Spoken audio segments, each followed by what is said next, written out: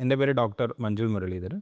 ഞാൻ പെരിന്തൽമണ്ണ മൗലാന ആശുപത്രിയിലെ ENT സർജനായി work ചെയ്യുകയാണ്. പൊതുജനങ്ങൾക്കും എന്തിന് ഡോക്ടർമാർക്കിടയിൽ പോലും അധികം പ്രചാരത്തിലില്ലാത്ത ഒരു അസുഖത്തെ പറ്റിയാണ് ഞാൻ ഇന്ന് സംസാരിക്കുവാൻ ആഗ്രഹിക്കുന്നത്. Sudden sensory neural hearing loss എന്നാണ് അസുഖത്തിൻ്റെ പേര്. പലരും ഇങ്ങനെ ഒരു അവസ്ഥ ഉള്ളതിനെപ്പറ്റി പോലും ബോധവാന്മാരല്ല. ആ പേര് സൂചിപ്പിക്കുന്നത് പോലെ sudden sensory neural hearing loss വളരെ പെട്ടെന്ന് നമ്മുടെ കേൾവി ശക്തി നഷ്ടപ്പെടുന്നതിനെയാണ് സൂചിപ്പിക്കുന്നത്. ഈ കേൾവി ശക്തിയിലുണ്ടാകുന്ന കുറവ് യൂഷ്വലി പ്രായം ആവുന്നതിനനുസരിച്ച് over a period of time വർഷങ്ങളെടുത്ത് മെല്ലെ മെല്ലെ കുറഞ്ഞു പോകാവുന്നതാണ്. അത് വളരെ സ്വാഭാവികമായി നടക്കുന്ന ശരീരത്തിൻ്റെ ഏജിങ് പ്രക്രിയയുമായി ബന്ധപ്പെട്ട് നടക്കുന്ന ഒരു കാര്യമാണ്. എന്നാൽ ചില സാഹചര്യങ്ങളിൽ 1-2 ദിവസങ്ങൾക്കുള്ളിൽ തന്നെ വളരെ പെട്ടെന്ന് നോർമലായിരുന്ന ഒരു ചെവി തീരെ കേൾവിയില്ലാത്തൊരവസ്ഥയിലേക്ക് പോകുന്ന ഒരവസ്ഥ ഉണ്ടാവാറുണ്ട്. ഇതിനാണ് sudden sensory neural hearing loss എന്ന് പറയുന്നത്. ഈ സഡൻ എന്നുള്ളത് ദൈർഘ്യത്തെയാണ് സൂചിപ്പിക്കുന്നത്.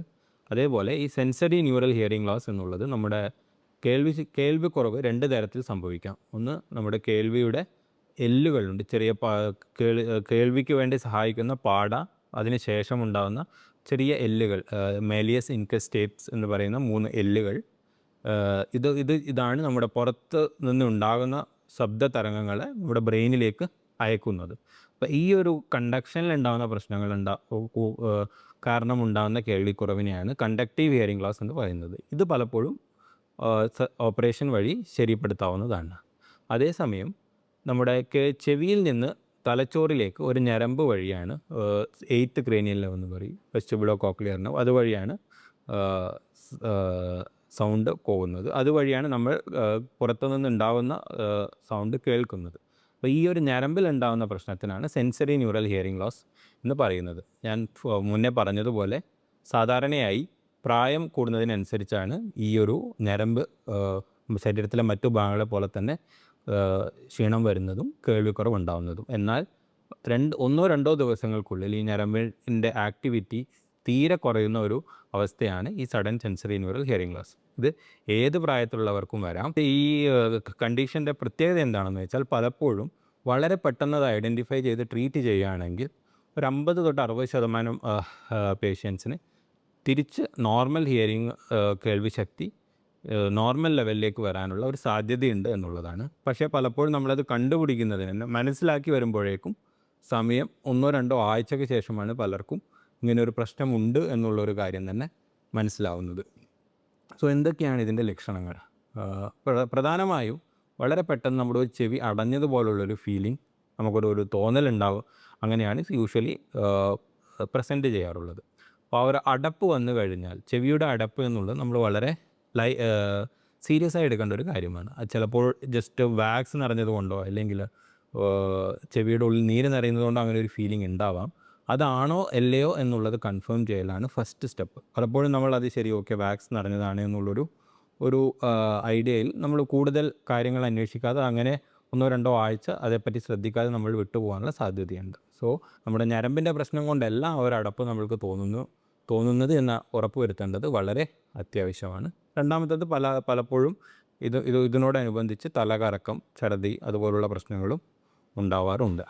സോ ഇത് 1-2 ദിവസങ്ങൾക്കുള്ളിൽ ഒരു പ്രശ്നം തോന്നി ഹോസ്പിറ്റൽ ഒരു ENT സർജൻ്റെ അടുത്ത് വരികയാണ് എന്നുണ്ടെങ്കിൽ ആദ്യം തന്നെ നമ്മൾ ചെവി പരിശോധിക്കുന്നതും വാക്സ് ഇല്ലെങ്കിൽ നീര് ഇതുപോലുള്ള കാരണങ്ങളില്ല എന്ന് ഉറപ്പുവരുത്തുന്നതുമാണ്.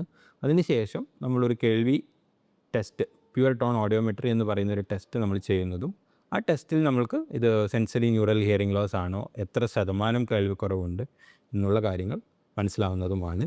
സോ ഒരു 50-60% കേൾവിക്കുറവ് മാത്രമാണ് ഉള്ളത് എന്നുണ്ടെങ്കിൽ വളരെ നല്ല റിസൾട്ട് തന്നെ. ഇത് തിരിച്ച് നോർമൽ നിലയിലേക്ക് തന്നെ നമ്മൾക്ക് മരുന്ന് വഴി കൊണ്ടുവരാവുന്നതാണ്. 90% മുകളിലൊക്കെ കേൾവിക്കുറവുണ്ടെങ്കിൽ അല്ലെങ്കിൽ കേൾവിക്കുറവിനോടനുബന്ധിച്ച് തലകറക്കം മുതലായവയൊക്കെ ഉണ്ടെങ്കിൽ തിരിച്ച് നോർമലിലേക്ക് വരാനുള്ള സാധ്യത കുറവാണ്. എന്നാലും മരുന്ന് നമ്മൾ സ്റ്റാർട്ട് ചെയ്യുകയാണ് എന്നുണ്ടെങ്കിൽ പലപ്പോഴും നമുക്ക് ഹിയറിംഗ് എയ്ഡ് വെച്ച് കേൾക്കാവുന്ന ഒരു ലെവലിലേക്കെങ്കിലും കേൾവിയെ കൊണ്ടുവരാവുന്നതാണ്. സോ എത്രയും പെട്ടെന്ന് കണ്ടുപിടിക്കുക എന്നുള്ളതാണ്, അതിനുശേഷം ചികിത്സ ആരംഭിക്കുക എന്നുള്ളതാണ് ഈ ഒരു സാഹചര്യത്തിൽ വളരെ പ്രാധാന്യം അറിയിക്കുന്ന കാര്യം. ഇതിൽ തന്നെ 50%-ഓളം രോഗികളിൽ ഒന്നും ഒരു തരത്തിലുള്ള ട്രീറ്റ്മെൻറ്റ് എടുത്തില്ലെങ്കിലും അത് നോർമലായി തിരിച്ചു വരാനുള്ള സാധ്യതയുണ്ട്. പക്ഷേ പലപ്പോഴും അത് ഏത് 50%-ആണ്, ഏത് ഗ്രൂപ്പ് ഓഫ് പേഷ്യൻസിലാണ് ട്രീറ്റ്മെൻറ്റ് ഇല്ലാതെ തിരിച്ചു വരാൻ സാധ്യത ഉള്ളത് എന്നൊന്നും നമുക്ക് പലപ്പോഴും പ്രെഡിക്റ്റ് ചെയ്യാൻ പറ്റില്ല. സോ റിസ്ക് എടുക്കാതെ ആ ട്രീറ്റ്മെൻറ്റ് നമ്മൾ ഹൈ ഡോസ് സ്റ്റിറോയിഡ് വെച്ചാണ് ട്രീറ്റ് ചെയ്യുന്നത്. 1-2 ആഴ്ച സ്റ്റിറോയിഡ് കഴിക്കുകയാണെന്നുണ്ടെങ്കിൽ തിരിച്ച് ഒരു സ്റ്റിറോയിഡ് റെസ്പോൺസീവ് ഗ്രൂപ്പ് ഓഫ് പീപ്പിളിൽ നോർമലായിട്ടുള്ള കേൾവിയിലേക്ക് തിരിച്ചു വരാവുന്നതാണ്. പലപ്പോഴും ഇതിന് മറ്റ് തരത്തിലുള്ള ടെസ്റ്റുകളൊന്നും ആവശ്യം വരാറില്ല. എന്നാലും നമ്മുടെ തലച്ചോറ് സംബന്ധിച്ച ബുദ്ധിമുട്ടുകളൊന്നുമില്ല എന്ന് ഉറപ്പുവരുത്താൻ വേണ്ടി ഒരു MRI സ്കാൻ ചെയ്ത് നോക്കാവുന്നതാണ്. കണ്ടുപിടിച്ച് ഒരു 4 ആഴ്ച തൊട്ട് 6 ആഴ്ച വരെ മരുന്ന് കഴിച്ചതിന് ശേഷം നമ്മൾക്കിത് തിരിച്ചു വരാനുള്ള ഒരു സാധ്യതയുണ്ട്. വെയിറ്റ് ചെയ്യാവുന്നതാണ്. 6 ആഴ്ചയ്ക്ക് ശേഷവും ഇമ്പ്രൂവ്മെൻ്റ് ഒന്നുമില്ല എന്നുണ്ടെങ്കിൽ സാൽവേജ് തെറാപ്പി എന്ന് പറയുന്ന ഒരു രീതിയിലേക്ക് നമ്മൾ കടക്കാവുന്നതാണ്.